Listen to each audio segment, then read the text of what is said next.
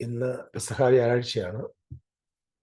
മിശിഹായുടെ കാൽവറി മരണവും കർഷാനുഭവങ്ങളും അവിടുത്തെ പുനരുത്ഥാനവും ക്രൈസ്തവ സമൂഹം ഓർക്കുന്ന വിലമതിക്കാനാകാത്ത ശ്രേഷ്ഠമായ ആഴ്ചയാണ്. യേശു ക്രിസ്തു നമുക്ക് വേണ്ടി മരിച്ചു. അവിടുത്തെ പരിശുദ്ധ രക്തത്താൽ നമുക്ക് വിമോചനം നൽകി, വീണ്ടെടുപ്പ് നൽകി, അല്ലെങ്കിൽ നമുക്ക് ദൈവപുത്രന്മാരാകാനുള്ള വഴി തുറന്നു തന്ന കർത്താവിൻ്റെ കാൽവറിയെ ഒരിക്കൽ കൂടെ നമുക്ക് ഓർക്കാം. ക്രൂശിക്കപ്പെട്ട ക്രിസ്തുവിനെ നമുക്ക് വീണ്ടും നമ്മുടെ ഹൃദയങ്ങളിൽ ഓർത്ത് മഹത്വപ്പെടുത്തും. നമ്മുടെ ഉള്ളിൽ വന്ന് വാസം ചെയ്യുന്ന കർത്താവായ യേശു ക്രിസ്തുവിൻ്റെ ആ മഹത്വത്തെ നമുക്ക് മറ്റൊരാൾക്ക് കാട്ടിക്കൊടുക്കാം. ഇന്ന് പ്രഭാതത്തില് ഞാൻ ദൈവവചനം ധ്യാനിച്ചപ്പോൾ എൻ്റെ ഹൃദയത്തിൽ പെട്ടെന്ന് ഈ ഒരു ദിവസത്തിന്റെ പ്രാധാന്യവും, ഇന്നേക്ക് ഏകദേശം ഒരു 2000 വർഷത്തിന് മുമ്പ് ഇതുപോലൊരു പെസഹായിൽ മിശിഹ സ്ഥാപിച്ച തിരുമേശയുടെ മഹത്വം ഒക്കെ ഇങ്ങനെ ഞാൻ ചിന്തിക്കുകയായിരുന്നു. ഞാൻ പറയാൻ പോകുന്ന ചില കാര്യങ്ങൾ കോൺട്രോവേഴ്ഷ്യലായിട്ട് ചിലർക്ക് ഫീൽ ചെയ്യാം. കാരണം ഇത് വെരി സെൻസിറ്റീവ് മാറ്ററാണ്. പരമ്പരാഗതമായി ക്രൈസ്തവ സഭ മുഴുവൻ അനുവർത്തിക്കുകയും വളരെ ഭക്തിപൂർവം കൊണ്ടാടുകയും ചെയ്യുന്ന ഒരു ഉത്സവം അല്ലെങ്കിൽ ഒരു പ്രധാന കർമ്മമാണ് തിരുമേശ എന്ന് പറയും, ലോർഡ്സ് ടേബിൾ. എന്നാൽ ഇത് നമ്മളിങ്ങനെ എല്ലാ ആഴ്ചയിലും എടുത്തുകൊണ്ടിരിക്കുന്നു. എല്ലാ ആഴ്ചയിലും ഒരേപോലെ ക്രിസ്തുവിന്റെ മരണത്തെ ധ്യാനിക്കുന്നു. അപ്പൊ ഈ സംഭവങ്ങള് നമ്മളൊരു ആചാരമായിട്ട് ക്രൈസ്തവ സഭയുടെ ഇടയിൽ കൊണ്ടുവരിക. ഇനി ഇതിന്റെ അന്തം എന്താ? ഇത് എവിടെ വരെയാണ് എത്തുന്നത്?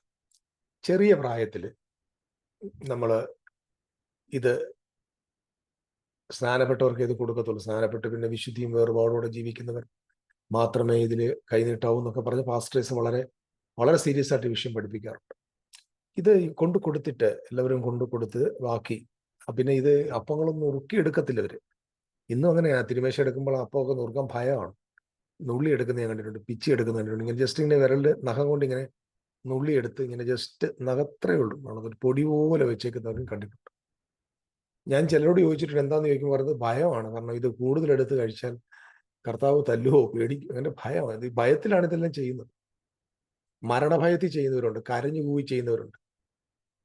അപ്പൊ ഇതിന്റെ മീനിങ് എന്താന്ന് ഇതുവരെ അറിയത്തില്ല. എന്തിനാണ് ഈ തിരുമേശ എന്ന് ഇതുവരെ ഒരു പാസ്റ്റർ എന്നെ പഠിപ്പിച്ചിട്ട്. എന്താ ഈ സംഭവം? ഇതുകൊണ്ടൊന്ന് നമ്മുടെ മേശയുടെ പുറത്ത് ഒരുക്കി വെക്കുന്നു. ഒരുക്കി വെച്ച ശേഷം അത് പിന്നെ ആ ഒരു പ്രത്യേക അറ്റ്മോസ്ഫിയർ ഉണ്ടാക്കുന്നു. കാൽവറിയുടെ ആ സംഭവങ്ങളെയൊക്കെ വിവരിക്കും. നമ്മൾ പാപികളാണെന്ന് നമ്മളെ തന്നെ ജഡ്ജ് ചെയ്ത് കുറ്റക്കാരായെന്നും നമ്മളങ്ങ് സമ്മതിച്ച് നമ്മളെ പാപിയും ദോഷിയും മഹാ അക്രമിയാവും നമ്മൾ അതിന്റെ മുമ്പ്. കരഞ്ഞ് നിലവിളിച്ച് പിന്നെ അങ്ങോട്ട് ക്ഷമ പറയുന്നു, ഇങ്ങോട്ട് ക്ഷമ പറയുന്നു. ഭർത്താവ് ഭാര്യയ്ക്ക് ക്ഷമാപണ കത്തെഴുതുന്നു, ഭാര്യ ഭർത്താവിന് ക്ഷമാപണ കത്തെഴുതി ഇങ്ങോട്ടും അങ്ങോട്ടും കുറിപ്പ് എഴുതിയിരിക്കുന്നു. ഇങ്ങനെയുള്ള ഒരുപാട് കലാപരിപാടികൾ ഇതിന്റെ നടുവിൽ സംഭവിക്കുന്ന ഞാൻ കണ്ടിട്ടുണ്ട്. അപ്പൊ ഇതെല്ലാം കൂടെ കൊടുത്ത ശേഷം ഒടുവിൽ ദൈവദാസൻ ഇത് അപ്പവീഞ്ഞുകൾ മേശയുടെ മുകളിൽ കൊണ്ടുവച്ചിട്ട് ഇങ്ങനെ പറയുന്നൊരു വാക്ക് ഞാൻ ചെറിയ പ്രായത്തിൽ കേട്ടപ്പോ ഇങ്ങനെ, മേശമേൽ അപ്പവീഞ്ഞുകൾ ശേഷിക്കുന്നു. ഇത് 2 കാര്യമാണ് വെളിപ്പെടുത്താനുള്ളത്. ഒന്ന്, ഇതിന്റെ പങ്കാളികളാകുവാൻ അനേക ആളുകൾ പുറത്തുണ്ട്. 2, നമ്മുടെ കർത്താവായ യേശു ക്രിസ്തു വന്നിട്ടില്ല. അപ്പം എൻ്റെ മനസ്സിൽ ഒരു അന്നത്തെ ചിന്ത, കൊച്ചു പ്രായത്തിലുള്ള ചിന്തയാണ്. ഓഹോ, കർത്തൃമേശ എടുത്തിട്ട് കർത്തൃമേശയുടെ ബാക്കി ഭക്ഷണം, അപ്പവും ബാക്കി വീഞ്ഞും കർത്താവ് വന്നിട്ട് കഴിച്ചോളും. കർത്താവ് വന്നാൽ മാത്രമേ ആ മേശമേലിരിക്കുന്ന ഈ ശേഷിച്ച അപ്പം തീരത്തുള്ളൂ. അത് യേശുവിന് വേണ്ടി വെച്ചിരിക്കുക എന്നുള്ള ചിന്തയിലാണ് ഞാൻ സത്യത്തിൽ ആദ്യം ഇത് മനസ്സിലാക്കി. പിന്നെ വായിച്ചപ്പോൾ മനസ്സിലാക്കി ഇത് യേശുക്രിസ്തു വരുവോളം അവന്റെ മരണത്തെ പ്രസ്താവിക്കുന്നതാണ്. അപ്പം തിരുമേശ യേശുക്രിസ്തുവിന്റെ മരണത്തെ പ്രസ്താവിക്കുന്ന ഒരു ആചാരമാണ്. ഇത്ര ക്രൈസ്തവ സഭയ്ക്കുണ്ട്. ഇനി വേണമെങ്കിൽ നമുക്ക് അതിന് കൂടുതൽ മൂല്യമൊക്കെ കൊടുത്ത് പല പല കാര്യങ്ങൾ പറയുകയും ചെയ്യാം. പക്ഷെ എന്താണ് ഇതിന്റെ ആവശ്യം? എന്താണ് ഇതിന്റെ പർപ്പസ്? ഇത് എന്തിനു വേണ്ടിയായി ചെയ്യുന്നത്? അതായത് യേശു ക്രിസ്തുവിന്റെ ശരീരമാകുന്ന പ്രതിനിധീകരിക്കുന്ന അപ്പം, അത് തന്നെ അതുപോലെ യേശുവിന്റെ രക്തത്തെ പ്രതിനിധീകരിക്കുന്ന വീഞ്ഞ്. ഇത് ചിലർ പഠിപ്പിക്കാറുണ്ട്, ഈ ശരീരം, ഈ അപ്പം യേശുവിന്റെ ശരീരത്തിന്റെ ഓർമ്മ. അങ്ങനെയൊന്നും ബൈബിളിലൊന്നും ഇല്ല കേട്ടോ. ഓർമ്മയാണ്, ഇത് രക്തത്തിന്റെ പ്രതിനിധീകരിക്കുകയാണ്, അങ്ങനെയൊന്നുമല്ല.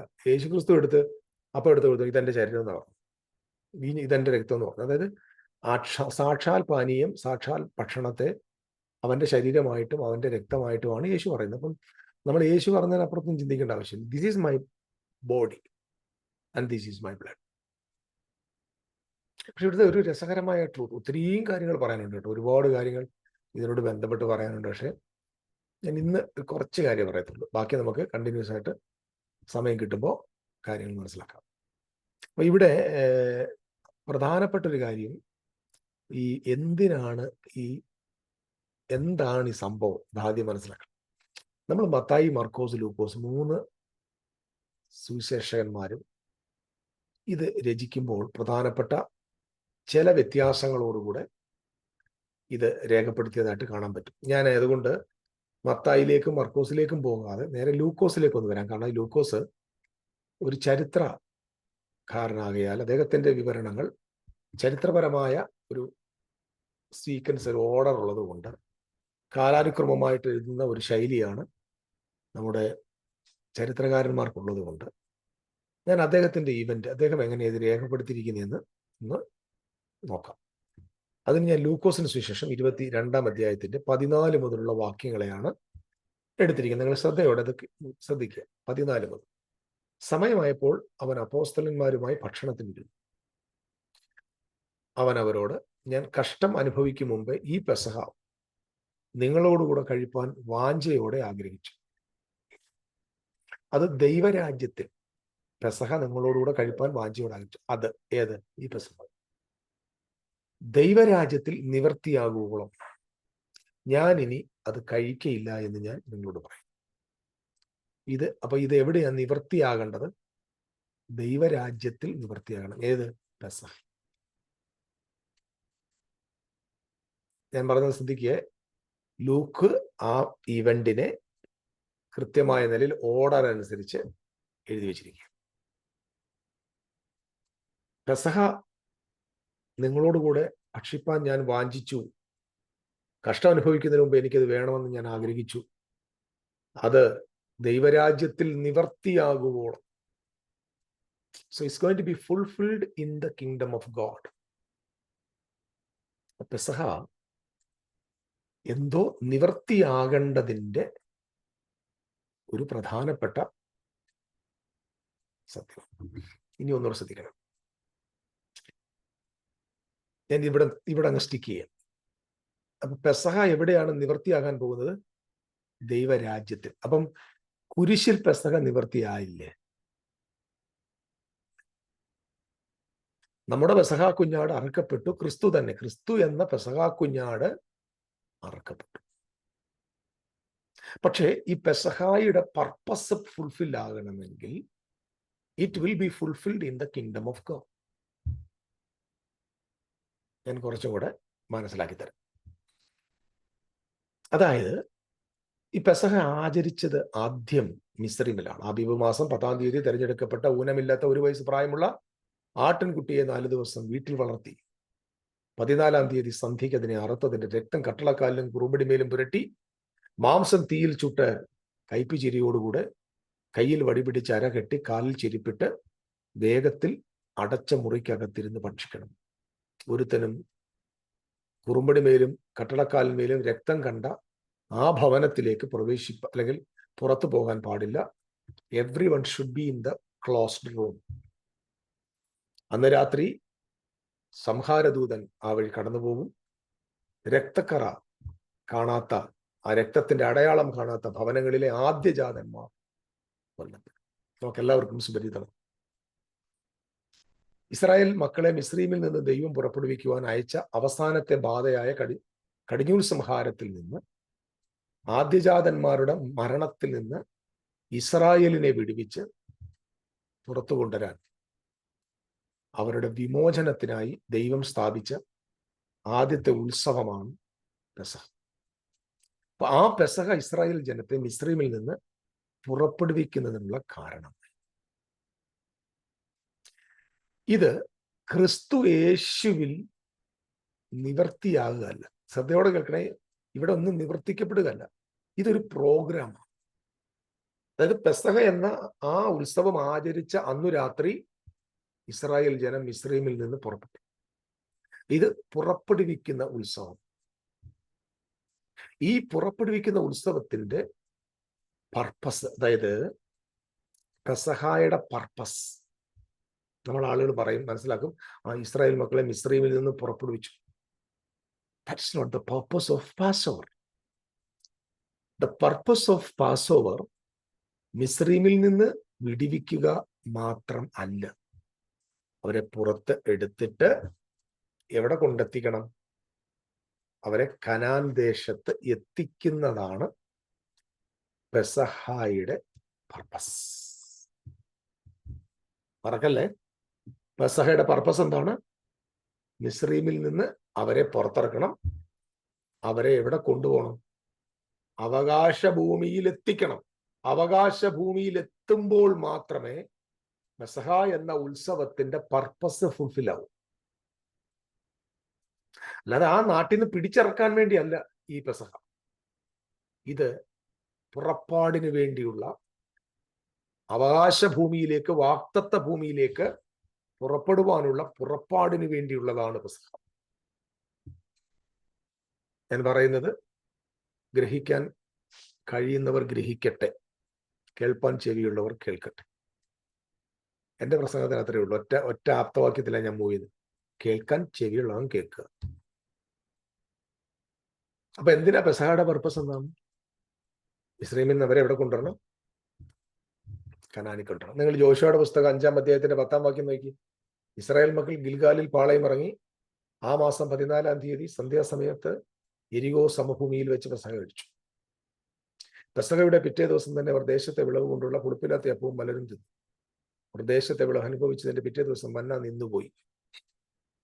അവ ശ്രദ്ധിക്കണം, മന്ന നിന്നുപോയി. മന്ന നിന്നുപോയി എന്ന് പറഞ്ഞ അർത്ഥം എന്താ? പുറപ്പാട് പുസ്തകത്തിൽ അവരുടെ പുറപ്പാടിൽ 40 വർഷം അവർക്ക് ദൈവം കരുതിയ മന്ന അവിടെ വെച്ച് സ്റ്റോപ്പായി എന്ന് പറഞ്ഞാൽ, ഈ പെസഹ എന്ന് പറയുന്ന ഉത്സവത്തിൽ ആരംഭിച്ച പുറപ്പാട് പെസഹ ആചരിച്ച് ഫുൾഫിൽ ചെയ്തു. ആ യാത്ര അവിടെ വെച്ചാണ് തീരുന്നത്. അതിന്റെ പ്രതീകമായിട്ട് എന്താ? പിറ്റേന്ന് മുതൽ മന്നയില്ല എന്ന് പറഞ്ഞാൽ ഇനി മുതൽ നിങ്ങൾ അവകാശ ഭൂമിയിലെ വിളവ് തിന്ന് ജീവിക്കണം. അതുകൊണ്ട് ഒരു പെസഹായിൽ ആരംഭിച്ച് ഒരു പെസഹായിൽ അവസാനിക്കുന്ന യാത്രയാണ് പുറപ്പാട്. അതാണ് ഒന്നാം പുറപ്പാട്. മിസ്രൈമിലായിരുന്ന ജനതയെ വലിച്ചിറക്കി അടിമത്തത്തെ മാറ്റി അടിമ വീട്ടിൽ നിറക്കിക്കൊണ്ടിരിക മാത്രമല്ല പെസഹ ഉത്സവത്തിന്റെ ഉദ്ദേശം. പുറപ്പെട്ടവരെ അവകാശഭൂമിയിലെത്തിക്കുക, പുറപ്പെടുവിച്ചത് തന്നെ അവകാശഭൂമിയിലെത്തിക്കാൻ. അപ്പം ഒരു പെസഹ അതിന്റെ പൂർണ്ണതയിൽ വെളിപ്പെട്ടു വരുന്നത്, നിവൃത്തിയാകുന്നത് ജനം അവിടെ നിന്ന് വെളിയിൽ ഇറങ്ങുമ്പോഴല്ല, ജനം അവിടെ നിന്ന് ഇറങ്ങി ഇവിടെ വന്ന് കയറുമ്പോൾ, അവകാശത്തിൽ വന്ന് കയറുമ്പോൾ. അതുകൊണ്ടാണ് ഇവിടെ വന്ന് പെസഹ ആചരിച്ചത്. എന്തിനാ ഇവിടെ വെച്ച് പെസഹ ആചരിച്ചത്? അവിടെ വെച്ച് ആരംഭിച്ചതാണ്. ഇവിടെ വന്നിട്ട് എൻട്രി ചെയ്ത് ഫസ്റ്റ് കിങ്ഡം ഓഫ് ഗോഡിനകത്ത്, അല്ലെങ്കിൽ അവരുടെ വാഗ്ദത്ത ഭൂമി, അത് അവരുടെ ദൈവരാജ്യം കേട്ടോ, ആ രാജ്യത്തിലെത്തി അവർ പെസഹ ആചരിച്ചു. ദാറ്റ് മീൻസ് മിസ്രൈമിൽ ആരംഭിച്ച പെസഹ യുടെ purpose was fulfilled in Joshua chapter 5 verse 10 and 11 in the kingdom of Israel, or in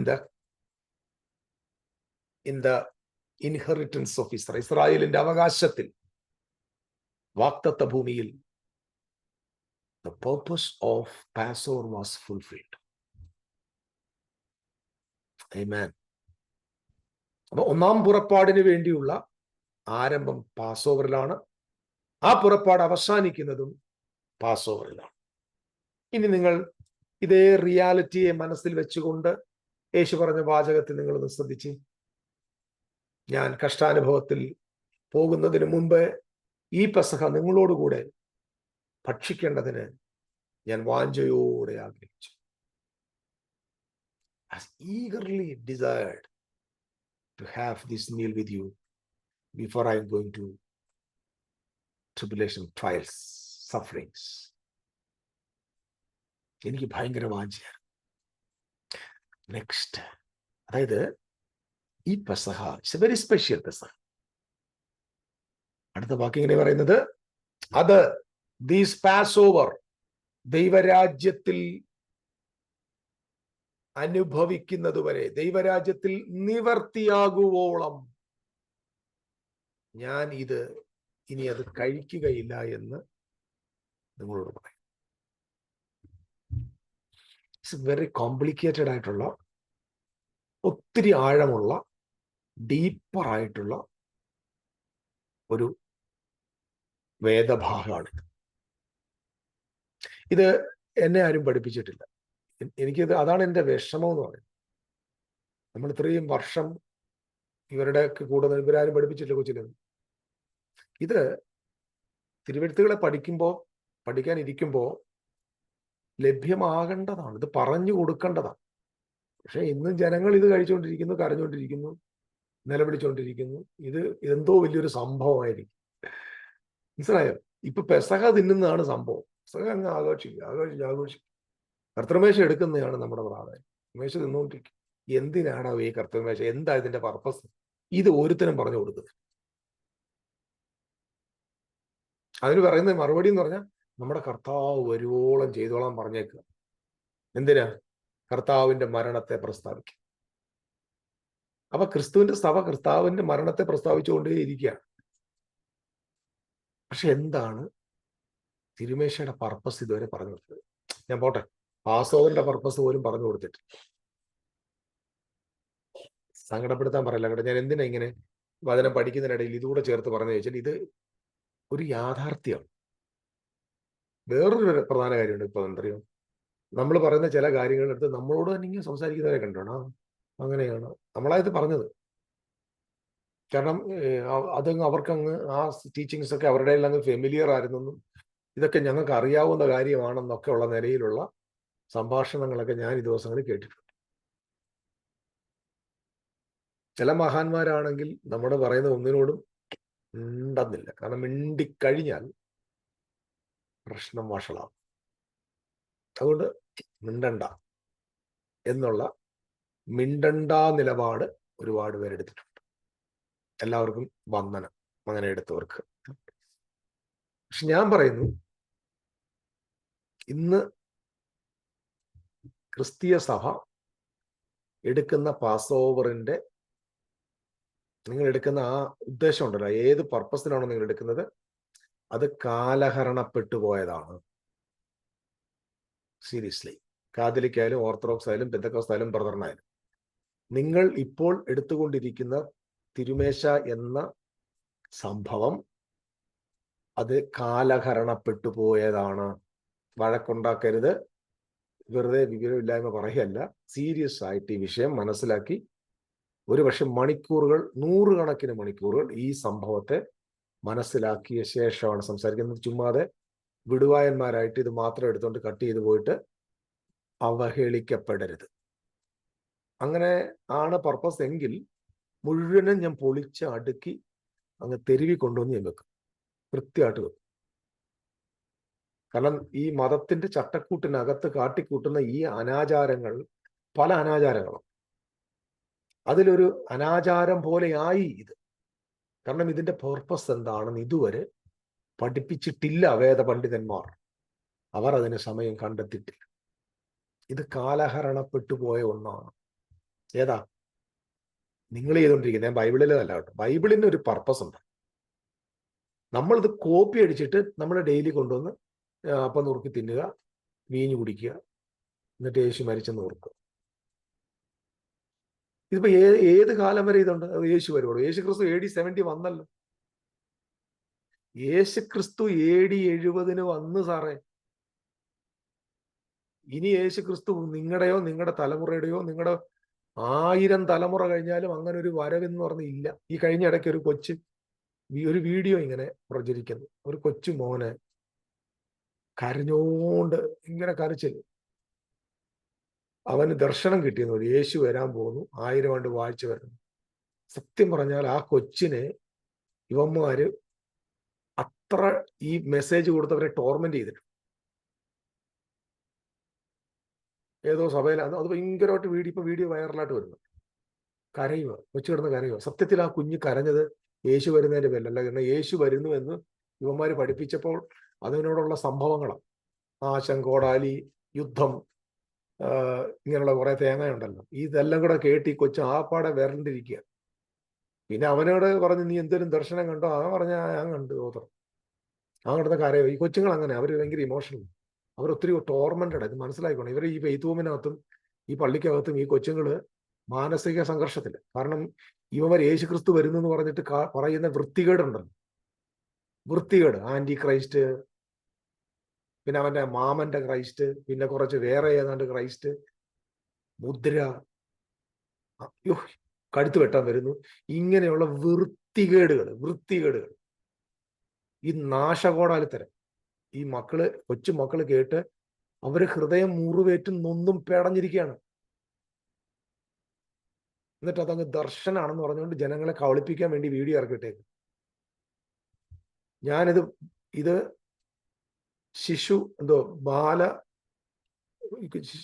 കൊച്ചുങ്ങളെ പരിപാലിക്കുന്നവരുണ്ടല്ലോ, ആ സ്ഥലത്ത് കേസ് കൊടുത്തു ഞാൻ. You are tormenting that people. കുഞ്ഞുങ്ങളെ ശിശു സംരക്ഷണ സമിതിയുടെ കയ്യിൽ ഏൽപ്പിക്കും. കാരണം നിങ്ങളുടെ റിലീജിയൻ വെച്ചുകൊണ്ട് U are tormenting that children. അതിൽ ദർശനമാണ്. Stop your nonsense. യേശു വരുന്നെന്ന് പോലും. പുസ്തകം പോയി നന്നായിട്ട് പഠിക്കടാ. കുറെ കാലങ്ങളായിട്ട് പറഞ്ഞുകൊണ്ടിരിക്കുകയല്ലേ, വരുന്നു.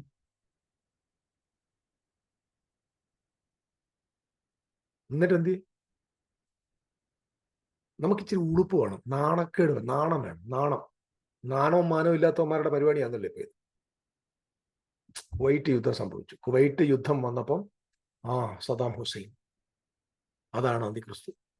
ഇവിടെ പ്രസംഗിച്ചെന്നേ. സദാം ഹുസൈൻ ഉപയോഗിക്കുന്ന, ഇറാഖിൽ ഉപയോഗിക്കുന്ന എന്തുവാ ഹെലികോപ്റ്ററാണ്. വെളിപ്പാട് ദിവസത്തിലെ വെട്ടിക്കിളിന്ന് പ്രസംഗിച്ച പുള്ളികളുണ്ട്. ഒരു നാണവും മാനവും ഇല്ലാതെ. എന്നിട്ട് ഇപ്പോഴും അത് കഴിഞ്ഞപ്പോൾ വേറെ ആള് വന്നു, അത് കഴിഞ്ഞിട്ട് പിന്നെ വേറൊരാൾ വന്നു. ഇങ്ങനെ കാലത്തിനനുസരിച്ച് ഇവരുടെ അന്തിക്രിസ്തു മാറിക്കൊണ്ടിരിക്കുക. ജനത്തെ കളിപ്പിക്കരുത്, പിള്ളേരെ ടോർമെന്റ് ചെയ്ത്. ഇത് നിയമപരമായ നടപടിക്ക് പോകേണ്ടി വരും, ശ്രദ്ധിക്കുക. ഇത് ഞാൻ സീരിയസ് ആയിട്ടാണ് സംസാരിക്കുന്നത്. ഇമാതിരിയുള്ള വൃത്തികേടുകൾ ഈ കൊച്ചുങ്ങളെ പഠിപ്പിച്ചേക്കരുത്. കാരണം യേശു ക്രിസ്തു വരുന്നു എന്നത് കൊച്ചുങ്ങൾക്ക് സന്തോഷ വാർത്തയല്ല. ആദ്യം മനസ്സിലാക്കുക. കാരണം നിങ്ങൾ ഈ ഭയാനകമായ കാര്യങ്ങൾ പഠിപ്പിച്ച് psychologically you are misusing the children's. Okay. കാരണം യേശു 70 AD 70 സംഭവിച്ച കാര്യം. ദേവാലയം നശിച്ചോണ്ടുള്ള ബന്ധത്തിൽ തീർന്നേ. ഞാൻ നല്ല ധൈര്യത്തോടെ സംസാരിക്കുന്നത്. കാരണം യേശു ക്രിസ്തു AD 70 വന്നില്ല എങ്കിൽ ഈ പുസ്തകം വെറും പൊട്ട പുസ്തകമാണ്.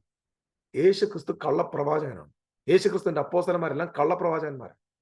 കാരണം ചുമ്മാതെ ജനത്തെ കളിപ്പിച്ചിട്ട് പോയി. AD 70 യേശു ക്രിസ്തു വന്നതുകൊണ്ട് മാത്രമാണ് ഞാൻ ഈ ബൈബിൾ സത്യമാണെന്ന് ഇന്ന് വിശ്വസിക്കുന്നത്. നേരത്തെ പൊട്ടന്മാരുടെ കൂടെ നടന്ന് പൊട്ടത്തരം വിശ്വസിച്ചു. I'm just taking this by very seriously and I'm boldly preaching God's word because Jesus Christ came already in AD 70. അല്ലെങ്കിൽ ഞാൻ ഈ പുസ്തകം ഈ ഒരു അറിവിൽ വന്നില്ലായിരുന്നെങ്കിൽ ഒരുപക്ഷെ ഞാൻ ഇന്ന് പുസ്തകം പ്രസംഗിക്കാൻ നിൽക്കത്തില്ലായിരുന്നു. കാരണം സോ മെനി കോൺട്രവേഴ്സീസ് ആണ്. മൊത്തം ഇതിനകത്ത് വൈരുദ്ധ്യങ്ങളേ ഉള്ളൂ. പിന്നെ നമ്മൾ ഇറങ്ങണം, ബൈബിളിനെ ജസ്റ്റിഫൈ ചെയ്യാൻ നമ്മൾ ഇറങ്ങേണ്ട അവസ്ഥ. അപ്പം ഈ തിരുമേശം ഇതുകൊണ്ടാണ് ബന്ധപ്പെട്ട കാര്യം. അത് ഞാൻ ഒന്നുകൂടെ പറയാം. നിങ്ങൾ ഇന്ന് നിങ്ങളുടെ പള്ളിക്കകത്ത് ചെയ്തുകൊണ്ടിരിക്കുന്ന കർമ്മം കാലഹരണപ്പെട്ടതാണ്. നിങ്ങൾക്ക് അതിന്റെ പർപ്പസ് ഇതുവരെ മനസ്സിലായിട്ടില്ല. കാരണം ഇത് ദൈവത്തിന്റെ രാജ്യത്തിൽ ഫുൾഫിൽ ആകേണ്ടത്. അപ്പൊ ഈ പെസഹ എവിടെ വെച്ച ഫുൾഫിൽ ആകണ്ടേ? ദൈവരാജ്യത്തിൽ ഫുൾഫിൽ ചെയ്യണം. അതായത് പണ്ട് മിസ്രൈമിൽ ആരംഭിച്ച പെസഹ കനാൻ ദേശത്താണ് അത് ഫുൾഫിൽ ആയതെങ്കിൽ, യേശു ക്രിസ്തുവാന്റെ ഒരു പെസഹ സ്ഥാപിക്കും. ആ പെസഹയിൽ ഇപ്പോൾ ഈ പെസഹയിൽ കുഞ്ഞാടായിരിക്കുന്നത് യേശു ക്രിസ്തു. കുഞ്ഞാട് ക്രിസ്തു തന്നെയാണ് അതിന്റെ കുഞ്ഞാട്. അപ്പം ക്രിസ്തുവിന്റെ കാൽവറി മരണത്തോടുകൂടെ ഒരു പുത്തൻ പെസഹ താണ്ട് ആരംഭിക്കുകയാണ്. ഫുൾഫിൽ ആകുന്നില്ല. ഫുൾഫിൽ ആകുന്നത് ദൈവരാജ്യത്തിലാണ്. ക്രിസ്തു കാൽവറി മരിക്കുമ്പോൾ അതായത് അവിടെ നിഴലായ പെസഹ നടന്നെങ്കിൽ ഇവിടെ പൊരുളായ പെസഹ നടക്കുക. ഈ പൊരുളായ പെസഹയുടെ പർപ്പസ് എന്താണ്? ഈ പൊരുളായ പെസഹയുടെ പർപ്പസ് അവനിൽ വിശ്വസിക്കുന്ന ഒരു കൂട്ടം ആളുകളെ, മോശ എങ്ങനെയാണോ മിസ്രൈമിൽ നിന്ന് ആളുകളെ പുറപ്പെടുവിച്ച് കൊണ്ടുവന്നത് പോലെ ലോകത്തിന്റെ വിവിധയിടങ്ങളിൽ ചിതറിക്കിടക്കുന്ന ഇസ്രായേൽ ജനത്തെ കൈനീട്ടി വീണ്ടും ഒരു ശേഷിപ്പിനെ മടക്കിയെടുത്ത് അവരെ കൊണ്ടൊരു പുറപ്പാട്. ആ പുറപ്പാട് ദൈവരാജ്യത്തിൽ എത്തുന്നതുവരെ, അത് ദൈവരാജ്യത്തിൽ എത്തിക്കാൻ വേണ്ടി പെസഹ കുഞ്ഞാട് അറക്കപ്പെടുകയാണ്.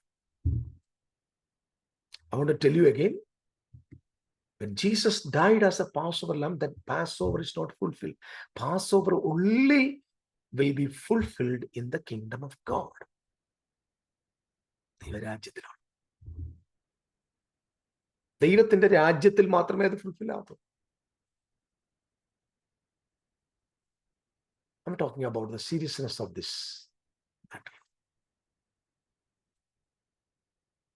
It should be fulfilled in the kingdom of God. ദൈവരാജ്യത്തിലാണത് നിവർത്തിയത്. അപ്പൊ ദൈവരാജ്യം ഏതാണ്? എപ്പോഴാണ് ദൈവരാജ്യം വരുന്നത്? ഇതൊക്കെയും കാണുമ്പോൾ ദൈവരാജ്യം അടുക്കൽ വന്നിരിക്കുന്നത് എപ്പോ? ഏതൊക്കെ കാണുമ്പോ? യെരൂശലേമിനെ ചുറ്റി ശത്രുക്കൾ നിൽക്കുന്നത് കാണുമ്പോൾ, അടയാളങ്ങൾ കാണുമ്പോൾ. അതാണ് സുവിശേഷം 24 കൃത്യമായ നിലയിൽ ഈ അടയാളങ്ങളെ കുറിച്ച് പറയുന്നു. 21 അധ്യായം ലൂക്കോസിൽ ഇതിനെക്കുറിച്ച്, യെരൂശലേമിന് സംഭവിക്കാൻ പോകുന്ന വിനാശത്തെക്കുറിച്ച് പറയുന്നു. ഈ സംഭവങ്ങളെല്ലാം കാണുമ്പോൾ ദൈവരാജ്യം നിങ്ങളുടെ അടുക്കലായിരിക്കുന്നു. Kingdom of God. അപ്പൊ ആ കിങ്ഡം ഓഫ് ഗോഡിലേക്ക് ഒരു ജനതയെ പുറപ്പെടുവിച്ച് കൊണ്ടുപോകുന്ന രണ്ടാം പുറപ്പാടാണ് മിശിഹായുടെ പാസ്ഓവറിലൂടെ ആരംഭിച്ചത്. പാസ്ഓവർ ഫുൾഫിൽഡ് ആയത്, അതിന്റെ പർപ്പസ് ഫുൾഫിൽ ആയത് ഈ ജനത ദൈവരാജ്യത്തിലേക്ക് പ്രവേശിച്ചപ്പോഴാണ്. ദൈവരാജ്യം എപ്പോഴാണ് വരുന്നത്? യേശുവിന്റെ സെക്കൻഡ് കമ്മിങ്ങിലാണ് വരുന്നത്. ഇതുവരെ യേശു ക്രിസ്തു വന്നിട്ടില്ലെങ്കിൽ, sir, you are not in the kingdom of God. You are not in the life. You are not yet saved. നിങ്ങൾ രക്ഷിക്കപ്പെട്ടിട്ട് പോലില്ല. മനസ്സിലാകുന്നുണ്ടോ? നിങ്ങൾ ലോകത്തോട് വിളിച്ചു പറഞ്ഞ് രക്ഷിക്കപ്പെട്ടവനാണ്, സ്വർഗത്തിൽ പോകുന്നവനാണ്, നിത്യതയിൽ പോകുന്നവനാണെന്ന് പറയുന്ന നിങ്ങളുടെ വിശ്വാസത്തിന്റെ കടക്കൽ കത്തിവെക്കുന്നതാണ് നിങ്ങളുടെ വിരോധാഭാസമായി യേശു വരുന്നു എന്ന നിങ്ങളുടെ പ്രസംഗം. കാരണം നിങ്ങളുടെ പ്രസംഗം യേശു വരുന്നതാണെങ്കിൽ you are not yet saved. നിങ്ങൾക്ക് നിത്യജീവൻ കിട്ടിയിട്ടില്ല. നിങ്ങൾ ദൈവരാജ്യത്തിനകത്തല്ല. നിങ്ങൾ ഇന്നും ഇരുളിന്റെ അധികാരത്തെ തന്നെ കിടക്കുക. നിങ്ങൾ നീതീകരിക്കപ്പെട്ടിട്ടില്ല. യേശുക്രിസ്തു ഇതുവരെ സംഭവം വന്നിട്ടില്ലെങ്കിൽ ഇതൊന്നും സംഭവിച്ചിട്ടില്ല സർ. അപ്പൊ നിങ്ങൾ ലോകത്തോട് പറഞ്ഞുകൊണ്ടിരിക്കുന്ന ആ വിശ്വാസത്തെ തന്നെ ഇല്ലാതെയാക്കുന്ന ഒരു മെസ്സേജാണ് യേശു വരുന്നു എന്ന് പറഞ്ഞ മെസ്സേജ്. അതുകൊണ്ട് അത്ര സീരിയസ് അല്ല ഞാൻ പറയുന്നത്. നിങ്ങൾ അബദ്ധത്തിലാണ്. നിങ്ങളെ കളിപ്പിച്ചിട്ടിരിക്കുക. നിങ്ങൾ എത്ര വലിയ തിയോളജൻ ആയിക്കോ, നിങ്ങളെ കളിപ്പിച്ചു. നിങ്ങൾ പൊട്ടനാ. PhD പൊട്ടനെ നിന്നെ വിളിക്കാൻ പറ്റൂ. കാരണം എന്താ അറിയാമോ? ഞാൻ വെറുതെ കളി പറയല്ല. ഇത് സീരിയസ്, അത്ര സീരിയസ് ആണ്. കർത്താവിന് ഇത് മറന്നു പോവല്ലേ? ഇത് ഇന്ന് ഞാൻ ഇവിടെ കൊണ്ടത് നിർത്തിയിട്ട് പാർട്ട് 2 അടുത്ത ദിവസം ഞാൻ പറയും. ഒറ്റ കാര്യം നിങ്ങളുടെ മനസ്സിൽ വെച്ചോ. പെസഹ യേശു ക്രിസ്തു അവരോടുകൂടെ ഭക്ഷിച്ചു. എന്നിട്ട് പറയുന്നു, ഈ പെസഹ കിങ്ഡം ഓഫ് ഗോഡിനകത്ത് നിവൃത്തിയാകും. അപ്പൊ നിവൃത്തിയാകുമ്പോ അപ്പൊ അതുവരെ എന്ത് ചെയ്യുക? യഹൂദന്മാരുടെ ഉത്സവമാണ് ഈ പാസ്ഓവർ. ഈ പാസ്ഓവർ എന്നെ വിശ്വസിക്കുന്ന നിങ്ങൾ, അതായത് പഴയ നിയമത്തില് എല്ലാ ആബീബ് മാസമാണ് നിങ്ങൾ ഇത് എന്ത് ചെയ്യേണ്ടത്? അനുവർത്തിക്കണം. എല്ലാ ആബീബ് മാസം 10-ാം തീയതി ആടിനെ വർത്തിക്കും, 14-ാം തീയതി ഇറക്കണം. എല്ലാ വർഷവും നിങ്ങൾ എന്ത് ചെയ്തുകൊണ്ടിരിക്കണം? ഇത് നിങ്ങൾ ചെയ്യണം. അതായത് 7 ഉത്സവങ്ങൾ, അതിന് 7 വിശുദ്ധ സഭായോഗങ്ങൾ എന്നാണ് വിളിക്കുന്നത്. നിങ്ങൾ ലേവ്യ പുസ്തകം 23-ാം അധ്യായത്തിൽ വായിക്കുമ്പോൾ വിശുദ്ധ സഭായോഗം വിളിച്ചു കിട്ടും. വിശുദ്ധ സഭായോഗം എന്നതിന് കൊടുത്തിരിക്കുന്ന അവിടെയുള്ള വാക്ക് ഹീബ്രുവിൽ കൊടുത്ത മിക്ര എന്ന വേർഡിന് റിഹേഴ്സൽ എന്നാണ്. റിഹേഴ്സൽ. 7 ഉത്സവങ്ങൾ എല്ലാ വർഷവും ഇസ്രായേൽ ജനം ആചരിച്ചതിനെ ബൈബിൾ വിളിക്കുന്നു is a mikra, is a rehearsal. എന്താ ഈ റിഹേഴ്സൽ? ഒരു വലിയ പെർഫോമൻസ് നമ്മൾ കാഴ്ചവെക്കുന്നതിന് മുമ്പ് പലവരും ഈ സംഭവങ്ങളെ നമ്മൾ റിഹേഴ്സ് ചെയ്യും. പാട്ട് പാടണമെങ്കിൽ തന്നെ 10-100 പ്രാവശ്യം പാടിയിട്ടാണ് ഒരു മെയിൻ സ്റ്റേജിൽ അത് അവതരിപ്പിക്കുന്നത്. അപ്പം യേശു ക്രിസ്തുവിലൂടെ ഫുൾഫിൽ ആകേണ്ട ഈ 7 ഉത്സവങ്ങൾ ഇസ്രായേൽ ജനത്തോട് പറഞ്ഞു, എല്ലാ വർഷവും നിങ്ങൾ ചെയ്യണം. അത് റിഹേഴ്സലാണ്. അപ്പൊ പെസഹായുടെ റിഹേഴ്സൽ പൂർത്തിയായത് എവിടാന്നറിയാമോ? ആ റിഹേഴ്സൽ പൂർത്തിയായത് കാൽവറിയിൽ യേശുനാഥൻ മരിക്കുമ്പോൾ. അപ്പൊ കാൽവറിയില് അതിന്റെ റിഹേഴ്സൽ പൂർത്തിയായി. അതിന്റെ പെർപ്പസ് പൂർത്തിയാകണമെങ്കിൽ ദൈവരാജ്യത്തിലെത്തണം. അപ്പൊ ദൈവരാജ്യത്തിൽ മാത്രമേ പാസ് ഓവർ ഫുൾഫിൽ ആകൂ. അപ്പൊ പാസ് ഓവർ ഫുൾഫിൽ ആകുന്ന അവിടെയാണെങ്കിൽ ഇന്ന് മുതല് അവന്റെ ശിഷ്യന്മാർ, യഹൂദന്മാർ പണ്ട് ഇതുപോലെ ആണ്ടിലൊരിക്കൽ ഈ റിഹേഴ്സൽ നടപടി അവസാനിപ്പിച്ചിട്ട് കർത്താവ് അവരോട് പറയുകയാണ്, തന്റെ ഒരു പുതു നിയമം നമ്മൾ ആരംഭിക്കുകയാണ്. അത് എന്തുമായിട്ട് ബന്ധപ്പെട്ടാണ്? പാസ് ഓവറുമായിട്ട് ബന്ധപ്പെട്ട് തന്നെയാണ്. It's connected with passover. കാരണം പാസ് ഓവർ എന്തിനുള്ളതാണ്? It's a death of the lamb. പാസ് ഓവറിൽ ഒരിക്കലും റിസറക്ഷൻ ഓഫ് ദ ലാംബ് ഇല്ല. പെസഹ കുഞ്ഞാട് മരണത്തിൻ്റെതാണ്, അതിനകത്ത് ഉയർപ്പ് കാണുന്നില്ല. അതായത് പെസഹായുടെ ഉത്സവത്തിൽ യേശുനാഥൻ ഉയർത്തെഴുന്നേൽക്കുന്നതിന്റെ ഒരു ചിത്രവുമില്ല. It only shows the death of the lamb. ആ കുഞ്ഞാട് കൊല്ലപ്പെട്ടത് കൊണ്ട് മരണം നിങ്ങൾക്കൊഴിവാകുന്നു എന്ന സന്ദേശമാണ് പെസഹ. അപ്പൊ യേശു ക്രിസ്തു അവിടെ വെച്ച് അവിടുത്തെ മരണത്തിന്റെ ഓർമ്മയ്ക്കായിട്ട് തിരുമേശ സ്ഥാപിക്കുകയാണ്. എന്തിന് പകരം? പാസ് ഓവറിന് പകരം. നമ്മൾ അതിലേക്ക് അടുത്ത ദിവസം പോകും. ഇതുവരെയുള്ളത് നിങ്ങൾ ചിന്തിക്കുക. ഓക്കെ, പാസ് ഓവർ കഴിഞ്ഞു, അതിന്റെ റിഹേഴ്സൽ കഴിഞ്ഞു, മെയിൻ ഷോ കാൽവറിയിൽ നടന്നു.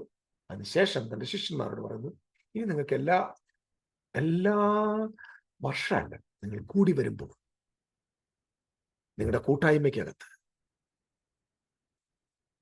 എപ്പോഴൊക്കെ നിങ്ങൾ ഇത് എടുക്കുന്നുണ്ടോ അപ്പോഴൊക്കെ, എന്ന് പറഞ്ഞാൽ അതിന് പർട്ടിക്കുലർ ടൈമില്ല, ഡേറ്റ് ഇല്ല, എപ്പോഴൊക്കെ അപ്പം നിൽക്കുന്നു, വീഞ്ഞു കുടിക്കുന്നു, എടുക്കുന്നു, that remembers the death of the Lord Jesus. Yesu ക്രിസ്തുവിന്റെ മരണത്തെ അത് പ്രസ്താവിക്കും.